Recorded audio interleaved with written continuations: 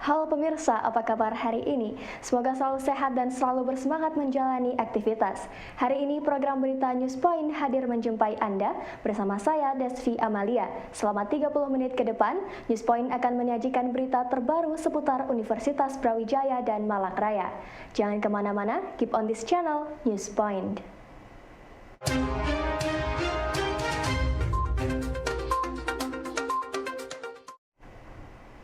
Kunjungan turis asing pada Januari 2023 berdasarkan data BPS mencapai 735,95 ribu kunjungan. Deputi BPS Bidang Statistik, Distribusi dan Jasa Puji Ismartini mengatakan kunjungan ini secara bulanan turun 17,78% jika dibandingkan dengan bulan Desember 2022. Namun secara tahunan atau year on year, jumlah turis asing ini meningkat lebih dari 500% jika dibandingkan dengan Januari tahun 2022. Puji menjelaskan para turis ini masuk melalui dua jalur, yaitu pintu masuk utama yang terdiri dari Bandara Udara Internasional, Pelabuhan Internasional, dan pos lintas batas darat. Sedangkan melalui pintu perbatasan, turis asing ini masuk ke Indonesia melalui perbatasan darat dan perbatasan laut.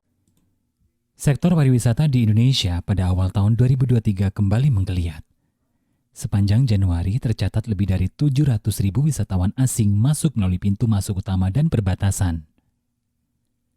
Jumlah turis asing yang masuk melalui pintu utama mencapai 650.000 dan melalui pintu perbatasan sebanyak 115.000 kunjungan. Jumlah ini menjadi awal yang baik bagi sektor pariwisata di Indonesia yang diharapkan menjadi motor pertumbuhan ekonomi nasional. Di mana pada bulan Januari 2023 ini ada sejumlah 620,9 ribu kunjungan Wisman yang masuk melalui pintu masuk utama, sementara yang masuk melalui pintu masuk perbatasan ada sebanyak 115 ribu kunjungan. Jumlah kunjungan Wisman melalui pintu masuk utama ini turun sebesar 19,07% dibandingkan Desember 2022. Jumlah kunjungan Wisman melalui pintu masuk perbatasan ini juga turun sebesar 10,09% dibandingkan Desember 2022. Sehingga jumlah kunjungan Wisman ke Indonesia pada Januari 2023 adalah sebanyak 735,9 ribu kunjungan atau turun sebesar 17,78% jika dibandingkan Desember 2022. Sedangkan tahunan jumlah ini tumbuh sebesar 503,34. Turis dari negara ASEAN dan Australia mendominasi kunjungan wisatawan mancanegara ke Indonesia pada bulan Januari 2023. Berdasarkan data yang dirilis oleh Badan Pusat Statistik, terdapat 4 besar negara kawasan ASEAN yang berkunjung. Deputi BPS Puji Ismartini mengatakan kunjungan turis paling banyak berasal dari Malaysia sebanyak 112.000, disusul dengan Australia sebanyak 99.000, Singapura 96.000 dan Timor Leste 70.000. Negara kawasan Asia lainnya yang menjadi penyumbang devisa dari pariwisata adalah India, Korea Selatan, dan Tiongkok. Ragam pariwisata Indonesia menjadi pilihan menarik bagi turis kawasan ASEAN dan Australia. Turis dari negara tetangga ini tercatat mendominasi kunjungan wisatawan asing pada bulan Januari 2023. Turis asal Malaysia, Australia, Singapura, dan Timor Leste menjadi 4 besar wisatawan yang datang ke Indonesia melalui berbagai jalur. Berdasarkan data Badan Pusat Statistik, terdapat 2 jalur kedatangan dari turis asing, yaitu jalur utama seperti Bandar Udara Internasional atau Pelabuhan Internasional dan pos lintas batas. Sedangkan jalur kedua melalui perbatasan darat dan laut. Jika kita rinci menurut kebangsaannya, maka jumlah kunjungan Wisman pada bulan Januari 2023 yang terbanyak adalah berasal dari kebangsaan Malaysia. Adapun 3 negara dengan share terbesar terhadap total kunjungan Wisman ini adalah Wisman berkebangsaan Malaysia ya pada bulan Januari 2023 ada sebanyak 112,3 ribu kunjungan dengan share 15,3% atau turun 30,25% dibandingkan bulan Desember 2022. Kemudian posisi kedua ini adalah Wisman berkebangsaan Australia ya, yang mencapai 99,1 ribu kunjungan dengan share 13,5% atau turun sebesar 3,09% dibandingkan bulan Desember 2022. Dan berikutnya di posisi ketiga diduduki oleh Wisman berkebangsaan Singapura yang mencapai 96 ribu kunjungan dengan share 13% atau turun 46,77% dibandingkan bulan Desember 2022. Dibandingkan Januari 2022, pertumbuhan jumlah kunjungan Wisman tertinggi berasal dari negara Malaysia, Australia, dan Singapura. Jadi ada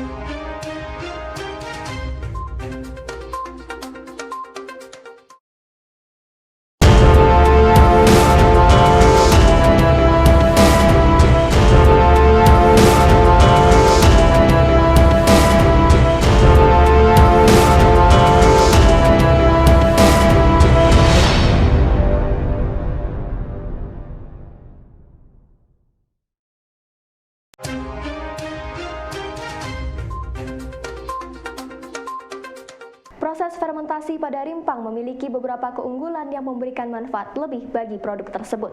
Profesor Elok Zubaidah dari Fakultas Teknologi Pertanian mencontohkan pada kombucha yang berbasis teh, proses fermentasi tersebut mendatangkan mikroba dari luar.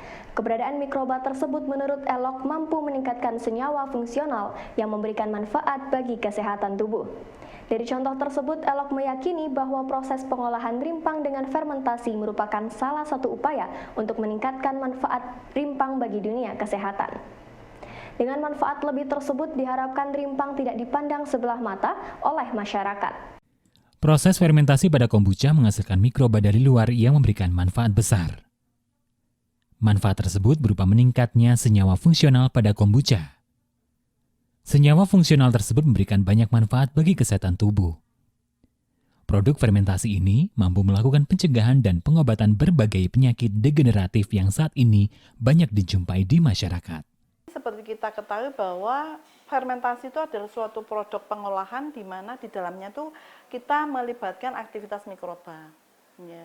Nah, sebagai contoh kombucha gitu ya. Kombucha itu sebenarnya adalah teh yang basi yang dibiarkan itu sudah difermentasi, mikrobanya datang dari luar. Lama-lama kombucha itu menjadi teh itu yang tadi menjadi suatu produk minuman kombucha ya dengan mikroba yang adanya dari luar. Nah, ternyata ini kisahnya saya. Ternyata minuman yang teh yang sudah basi dan mengalami fermentasi oleh mikroba itu terjadi peningkatan senyawa-senyawa fungsionalnya ya. Jadi senyawa fungsional itu contohnya adalah senyawa-senyawa antioksidan itu Mas ya. Senyawa antioksidan, ada vitamin dan sebagainya. Itu karena aktivitas mikroba yang bekerja pada medium teh tadi, teh gula tadi. Itu ternyata dia itu mampu meningkatkan senyawa-senyawa antioksidan dibanding dengan yang tidak fermentasi. Produk kombucha menjadi inspirasi bagi Guru Besar FTP UB Profesor Elok Zubaidah untuk melakukan riset lanjutan dengan kombinasi rimpang.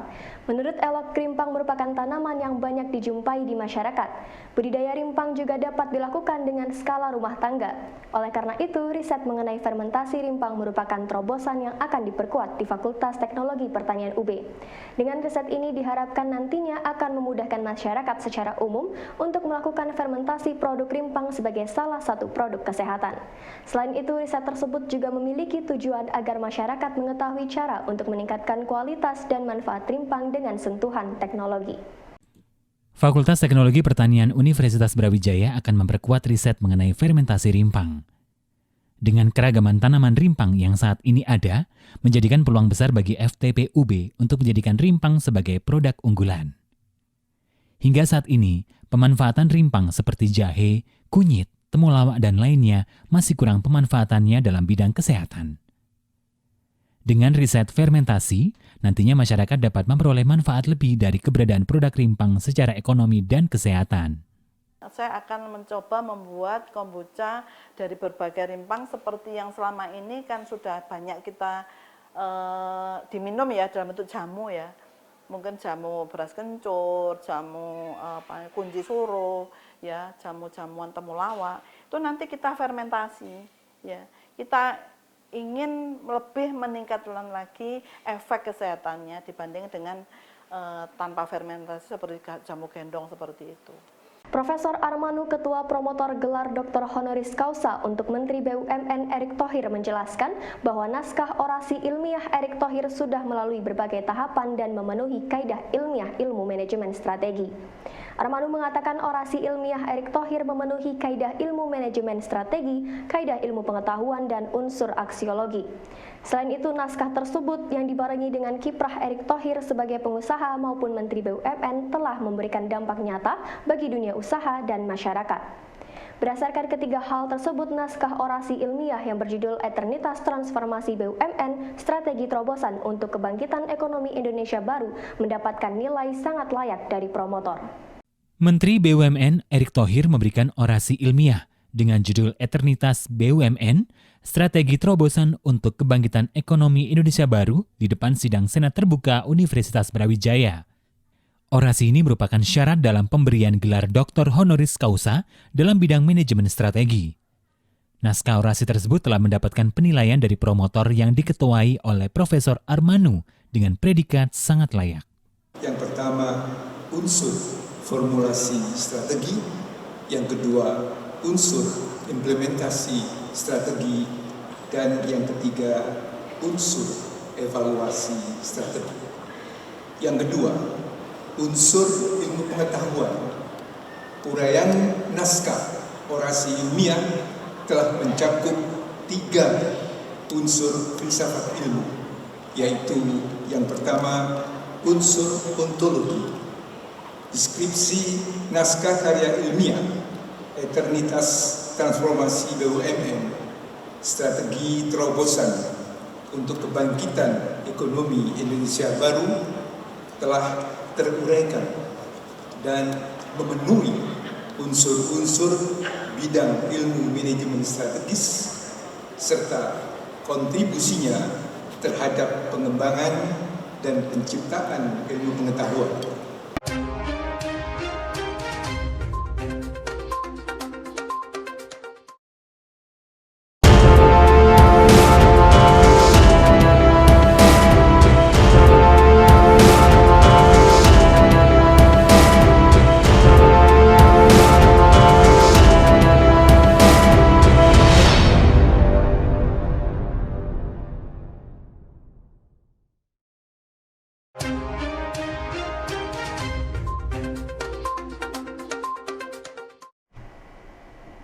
Universitas Brawijaya bersinergi dengan Badan Usaha Milik Negara atau BUMN untuk mengembangkan pendidikan.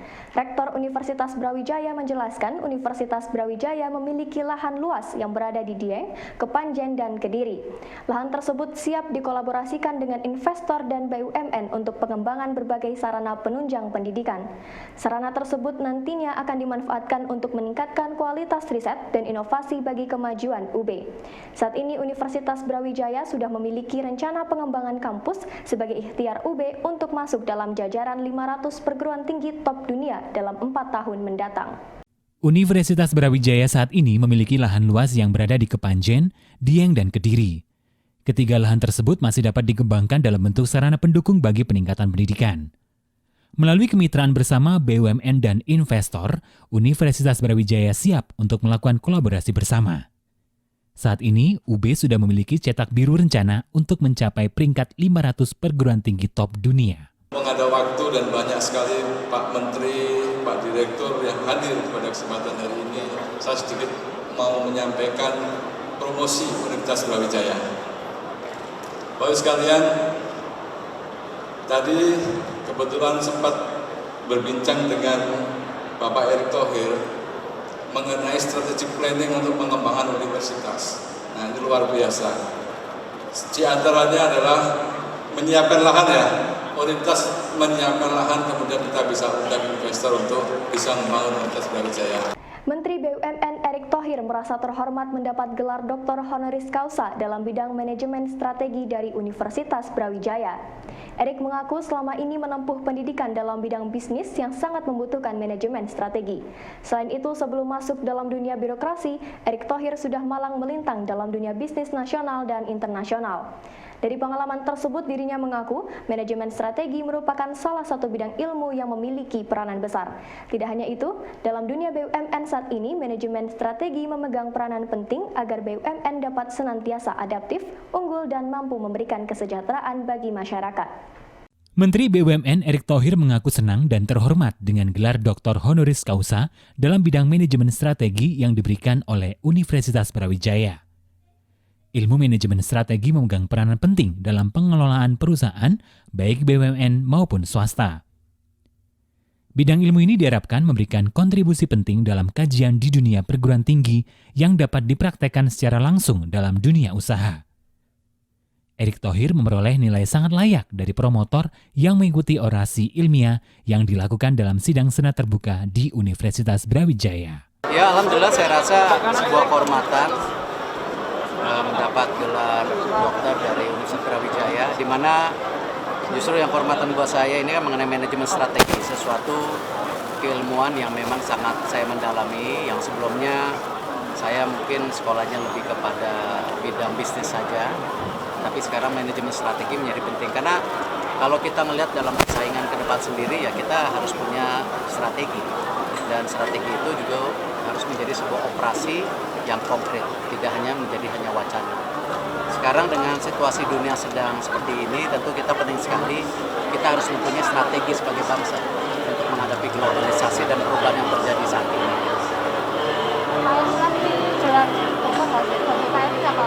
Ya, tentu ini tadi yang saya bilang, ini sebuah hal yang terus mendorong saya untuk mengabdi untuk bangsa dan negara yang selama ini mungkin lebih banyak di dunia usaha atau olahraga atau media, tapi sebagai pejabat publik mungkin punya dorongan yang berbeda hari ini.